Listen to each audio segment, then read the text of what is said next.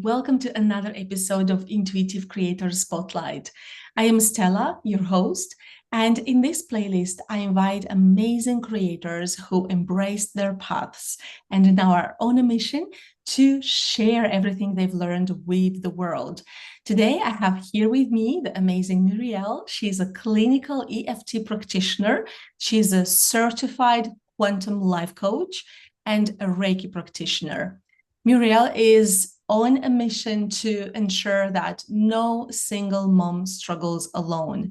And I'll have to say that with that, she also brings so much more wisdom about manifestation, manifesting beautiful things in this life, EFT, balancing emotions, and so much more. So I cannot wait to have this conversation with you today, beautiful Murielle. Welcome, welcome. Thank you. I'm so excited to be here and to have this conversation with you. Yes, because before we started recording, we started chatting about so many interesting things. So we absolutely need to share those in this episode. So I know that you have been through a beautiful, long, and amazing and exciting journey of transformation. Now, looking back at many moments in your life, what would you say was a turning moment when you decided that, you know what, I'm now embracing this beautiful path of healing and I'm going to just dive into it?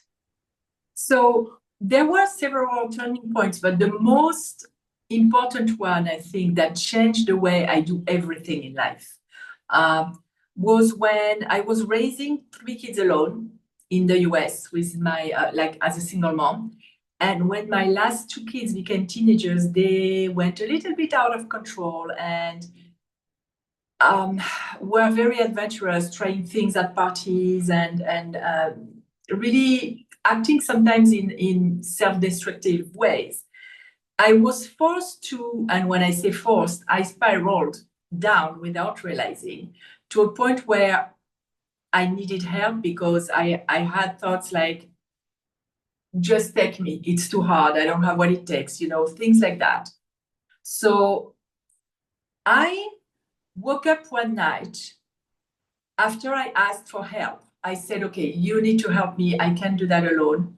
I woke up and I realized to myself something that was really true, but because of self-judgment, I would never have admitted to myself that I did not like my life. And that felt like the beginning of the healing because, becoming aware of what is and accepting what is a big step in healing. So I said, okay, I don't like my life, but I felt so bad. There were 2 parts in me, like we have so many parts. One part was saying, I don't like my life, I don't want that. The other part was like, I cannot say that because I have healthy kids. I have, quote unquote, from the outside, a normal life. And that means I don't love my kids. And once I could understand that sometimes we're like walking paradoxes with conflicting truth in us, then all the pressure went down and I started crying and sobbing for how long I've been in that position of negating what I felt and not giving myself the right to not like what was. And that was really the turning point. I was coaching already, but at the time I was coaching people on relationships. So I started at that point realizing that I needed to multiply what I coached my clients with, like the tools, by 2. And so I started meditating morning. I was already doing that. Evening, I added a lot of tapping when I woke up in the middle of the night with ideas like, I'm going to find one of my kids dead one of these days if they take something at a party and they don't realize that it's going to fry their brain. I was palpitating. My heart rhythm was palpitating so strong that I had to do tapping in the middle of the night to calm down and start having mantras like, unless somebody's telling me that there is something wrong, everything is okay. Unless I have the proof that something is bad, everything is okay. And I have what it takes and I'm not alone. Those were the 3 thoughts, the 3 mantras that saved me. And the turning point really was to trying because before I was trying to control everything. I was trying to maintain my kids, like prevent one of my kids dying. That was the main idea that I had in my head. And I realized that we have areas where we are powerful and we have areas where we're powerless. And that area of powerlessness, I needed to give it back to a higher power, because I cannot make my kids live or die. This is not my job. This is not my power. So once I really went down into the depths of my fear, I faced the fact that if, God forbid, I had to lose a kid in this life, there was nothing that I personally could do to prevent that. And that I had to trust that the same way that my higher power, the universe, God, whatever you call it, protected me and guided me my entire life.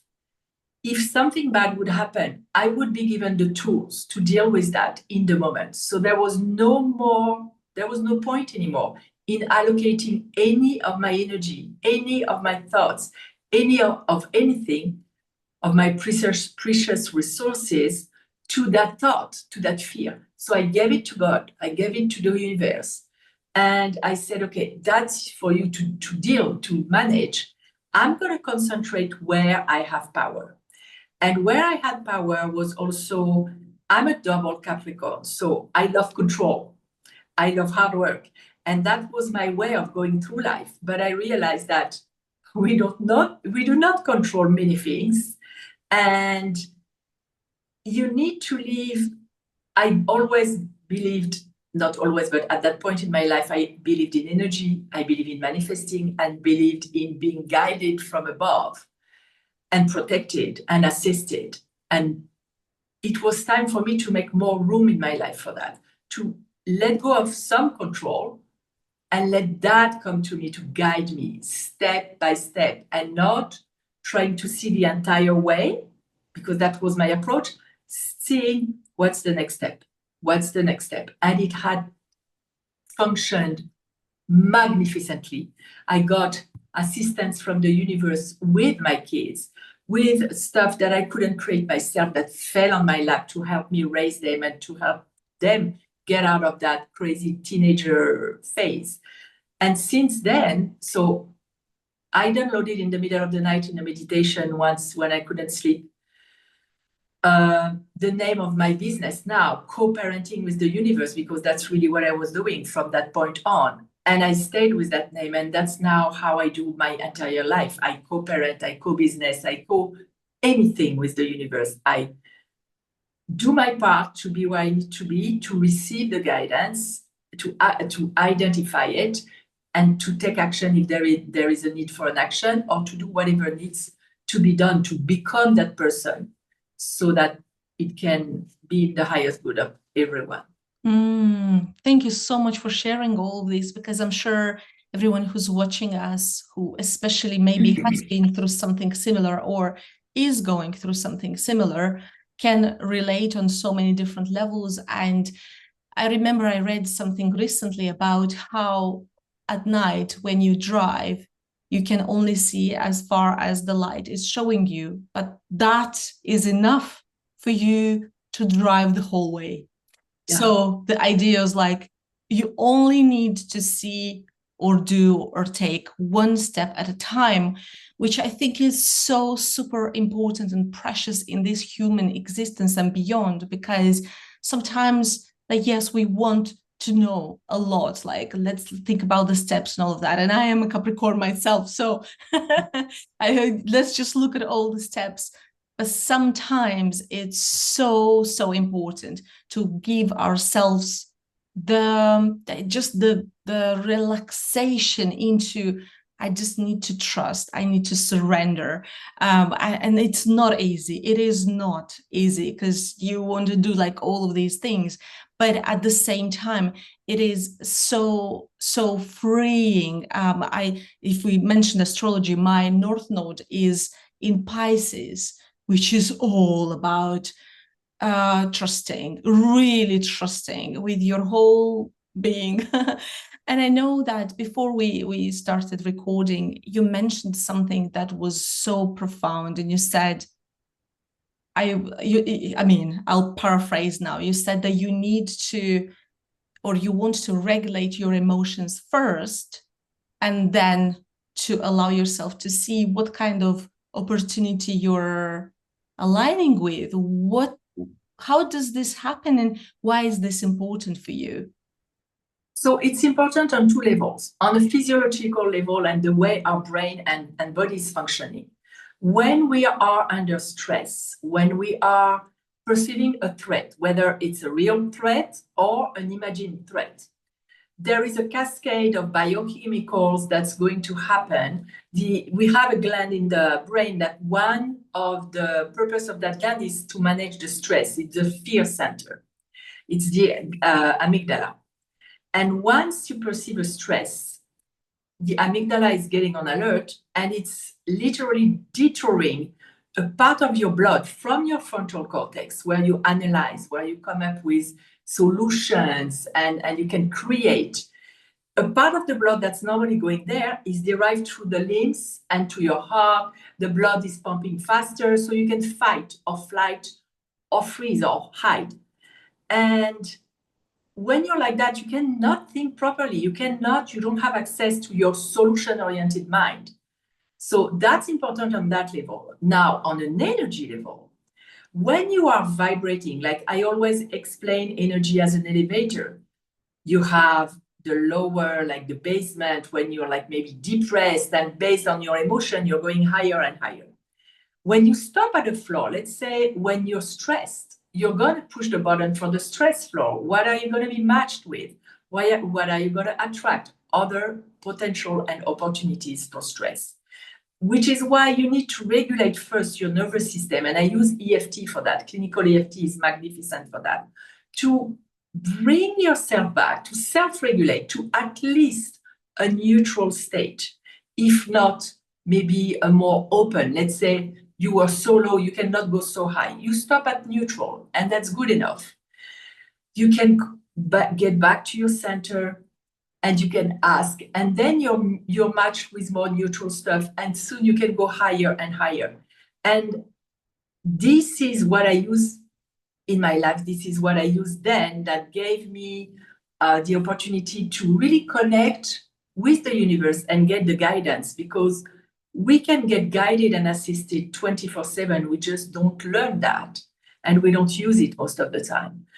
To give you an example, when my son was 13, he was skipping school, doing all kinds of stuff, and someone told me, because he didn't have a good male role model, his father has his own issues with alcohol, so he didn't have that model, and he didn't have that person who would teach him to be a kid, like a boy and a man. So they told me there was an organization back in the US, a nonprofit called Big Sisters, Big Brothers, which was an organization that matched adults with children to become friends and see each other like once or twice a month. So they develop a relationship that they trust to help them outside of the family.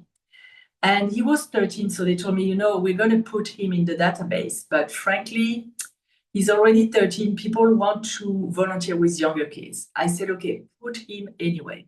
We never know. Now, fast forward 2 years later, he was acting out even more, skipping school even more, doing crazy stuff. And I was working, and I remember I needed to take a lunch break. And I went and I isolated myself and I tapped on being neutral because I didn't know what to do. And I asked, please show me what's the next step. What do I need to read? What do I need to do? Who do I need to meet? Who do I need to become? 2 hours later, I got a call from that organization. So he was now 15. They had found a match that had so much in common with our family, who went through the same kind of challenges when he was young, when he was my son's age, and who's now a lawyer. And they became friends. And this lasted, and it helped him so much. I didn't have to do anything. I just asked, show me what's possible.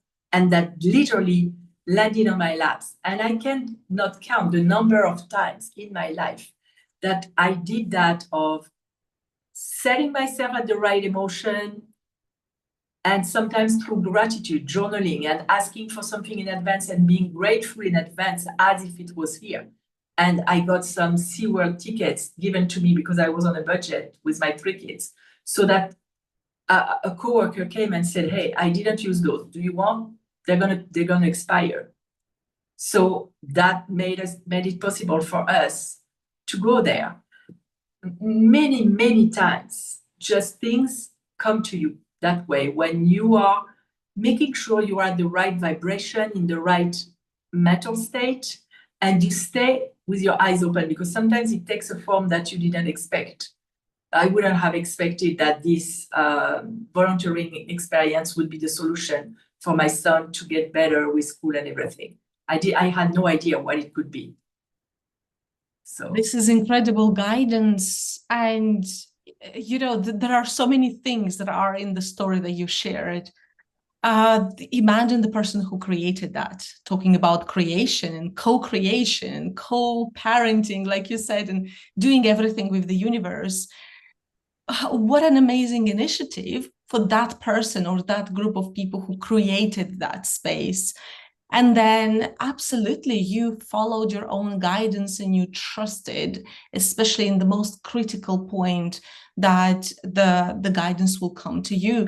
And this is such a great reminder for all of us that when, like, the deeper we go into challenges and struggles, the more we want to control and resist and like this, I can't do anything. But in the most unexpected ways, the universe will always give us that light that we need, like the next step in the night to go just a little bit further and then a little bit further. And then that's why I believe it's so important to share these stories, because that's how we then give back to the universe. That's how you will inspire moms or parents, in so many different ways to not give up. And I know that you're doing a lot of amazing videos on your social media. And to everyone who's watching us, please check out the description of this video to know how you can connect with Murielle and see how many amazing things she creates. And I know that in some of those shorts or reels that you share, you focus on the idea that if a mom had a difficult maybe moment with her child, teenager, then it's important for her to remind herself that she's still a good mom, that she's still a good parent. How is this working? How is this bringing results to that parent in that moment? we tend to blame ourselves so quickly. And there is also a message in society, although now there is more awareness, that if you're a good mom, then your kids will be well behaved, they will work well at school. And if something bad happens, that somehow you didn't do a good job. And it's when you don't feel good enough, you cannot even, like, I was hiding that fact to myself because I was judging myself when at the beginning I told you I didn't like my life.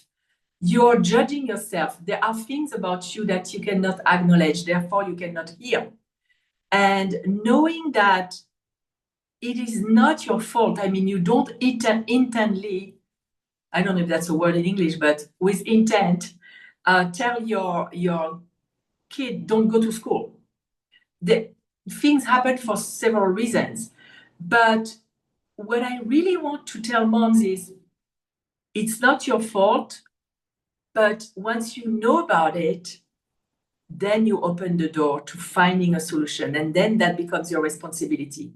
And you have what it takes. You just don't know it because you haven't gone through that, but you do have what it takes. And I had in my family a suicidal attempt from one of my teenagers. And because I adopted that approach, because I knew I was good enough as a mom, I did my best, I tried to become the best that I can. When that happened, it didn't crush me. It didn't put me on the ground. I was still working in my day. And when it was time to attend to that portion, because my child was in a psychiatric hospital for about a week to 10 days. And you had only certain moments that you can talk to them. Outside of those moments, when I needed to be in contact with them or the doctor, it did not take my mind hostage, because I was able to first regulate my state when I needed to. And I knew I had the universe on my side. I knew it wasn't my fault. I knew I wasn't a bad mom, and it didn't happen because of me. So when you stop blaming yourself like that and you say, I'm still a good mom, you still have access to your own resources, your inner resources. Because if you feel guilty, if you say, I'm guilty, I'm a bad mom, under the layers of that guilty feeling, you expect a punishment. So you don't even expect that the universe is going to help you. You don't feel deserving of that. So you can't even see it. Because in the brain, we have something called the reticular activating system, which matches the outside world with your inner world to make you have coherence and think that you're not crazy. So if you think, I'm guilty, I'm going to be punished, you're going to spot all the situations or the potentials for not receiving the best, for being punished.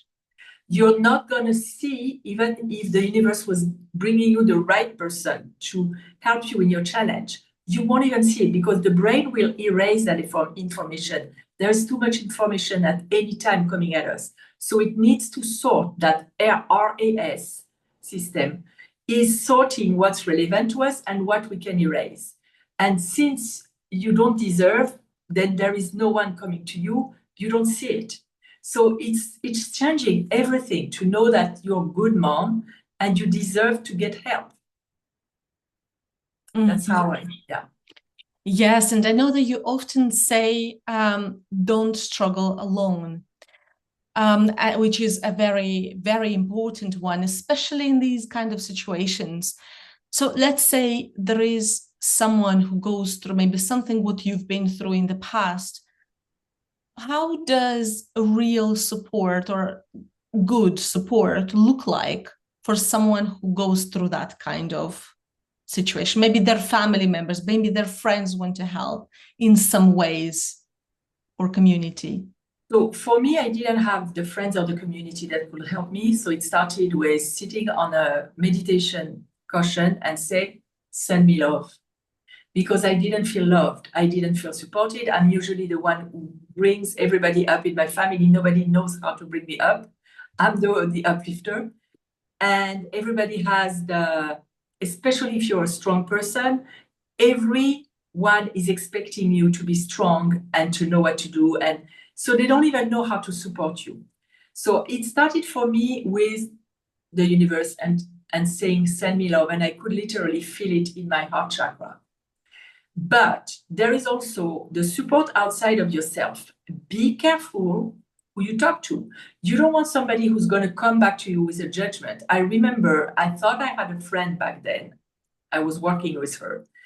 And when she learned what happened with my child, the suicidal attempt, the way she looked at me changed. And I could feel, and that may be also some kind of maybe a little bit of projection on my part, but I could feel that she was like, why did something like that happened? She must be not such a good mom, because good moms don't have kids who try to kill themselves. And she stopped calling me, she stopped asking for news, and she completely disappeared. So there need to be also a discernment of who is safe for me to go to with my challenges. And that needs to be someone who, is also strong enough to face their challenges, because otherwise they won't even know. No, you know what? Erase that. Because even if the person doesn't tell you what to do, they don't need to tell you what to do. They just need to be here with a hug. And that's what you can tell people around you. You can say, hey, sometimes I need to speak, to vent. I don't need you to give me a solution. I don't need you to give me advice. I just need to know that you're here with a hug and you love me. And that's all I need from you. Because people sometimes, they're very embarrassed. Like I've seen that when people lose someone. People cut the contact because they don't know how to interact suddenly. They don't know what to say. And I always tell them, you know what? Just tell the person I'm here for you if you need. and ask them if they want a hug. Things like that. It doesn't have to be complicated. Simple enough. And for moms like that, find someone who will hug you, because especially if you're a single mom like I was, because you need the physical contact and some kind of safety. And if you can't find someone meanwhile, just hug yourself too, and it's called heavening, like pet your arms, and it calms you, and really try to find comfort and love. That will help a lot. Love is such a beautiful energy, the most beautiful healing energy that we can have access to. And yeah, it's like, there are moments when we share our love, and we do that because we are in, I mean, we always like share the gratitude, and love comes in different forms. But what I'm saying is that there's sometimes we just need that energy to be poured in our own cup. And that's why we are surrounded by so much and so many beautiful things. Yes, people, if we can't trust people, there is nature. If we can't like access nature, sitting in meditation. So the universe gives us so many resources. And like you said, you just have to be open to seeing what kind of resource is the best for you at that point in time, because that is something that can like people can come and tell you must do that, or this is going to save you, or this is going to sort everything out for you. But at the end of the day, we know in our heart, at our core, what is best for us. We just have to really create the space to listen to that voice. To everyone who's watching us, if you were to leave that person who's watching us with a thought, with an idea, based on everything we talked about today, what would you like to share with our viewers? I'm going to come back to that mantra. You have what it takes. Trust that you have what it takes. And it's not going to last forever. It's not going to last forever. You're going to get to the other side of it. There is a level of also acceptance, that you need to accept what is sometimes, because if you fight against what is, you waste some of your energy in there. And connect, because maybe you don't have somebody who can give you a physical hug. Connect online with someone. Don't hesitate. If you really connect with someone and you really feel that there's something, ask them to do a Zoom call and say, hey, I would love to do a Zoom call with you. And you can see the people who love to just give love. It doesn't have to be physically in the same room, because I work with my clients on Zoom, and I also do Reiki on Zoom, and they feel it. And just start building a list of the people that you really resonate with, and it doesn't have to be a lot, 2-3 people, and start building a relationship with them. And that requires you to get out of your shell a little bit and just connect. But you never know what it can lead to. It can lead to wonderful friendships. It can lead to people like you. I remember connecting with you on Clubhouse and feeling that energy. And things like this, it nourishes your soul. It's good for you. You don't have to do extraordinary things. Keep it simple and keep it warm and loving. And one last thing too, you have inside of you an inner child that when you go through stuff like that, it's freaking out. So connect with that in yourself and calm down that part of yourself, because that's the part that reacts the most. That's the part that is reacting and going crazy.